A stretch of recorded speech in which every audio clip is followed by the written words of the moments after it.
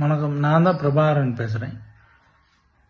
போன 27ஆம் தேதி விஜய் பிரச்சார கூட்டத்துக்கு நான், என் பாப்பா, என் மாப்பிள்ளை 3 பேரும் போனோம். போனதில் 2 பேர் இறந்துட்டாங்க. எப்படி இறந்தாங்க, எதனால் இறந்தாங்க எப்படின்னு எனக்கு தெரியல. அதனால் பார்த்தீங்கன்னா நான் சிபிஐ விசாரணை வேணும்னு சொல்லிட்டு நானாகவே பார்த்தீங்கன்னா தான் கேஸ் கொடுத்தேன்.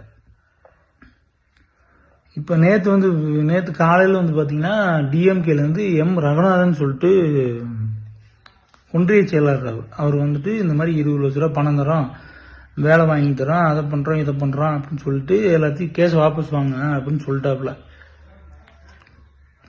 நான் சரின்னு சரி நான் கேட்டுட்டு நான் சொல்கிறேன் அப்படின்னு சொல்லிட்டு அனுப்பிச்சி விட்டேன். இப்போ பார்த்துட்டிங்கன்னா காலையில் நியூஸில் இந்த மாதிரி போகுது, பிரபாகரன்றவர் இந்த மாதிரி கேஸே ஃபைல் பண்ணல அப்படின்னு சொல்லிட்டு போகுது. நான் தான் கேஸ் ஃபைல் பண்ணேன். இந்த மாதிரி என் பேர் தான் போடுறாங்க. பிரபாகர் எல்லா கேஸ் கொடுத்ததே தெரியாத மாதிரி போடுறாங்க. அதனால இவங்க இந்த மாதிரிலாம் பண்றவங்க வேற என்ன வேணாலும் பண்ணலாம்.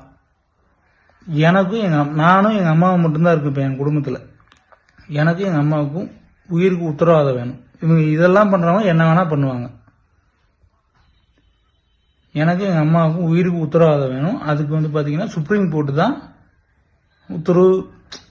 அது எனக்கு சொல்ல தெரியல, நீங்கள் தான் பார்த்து பண்ணிக்கணும். நன்றி, வணக்கம்.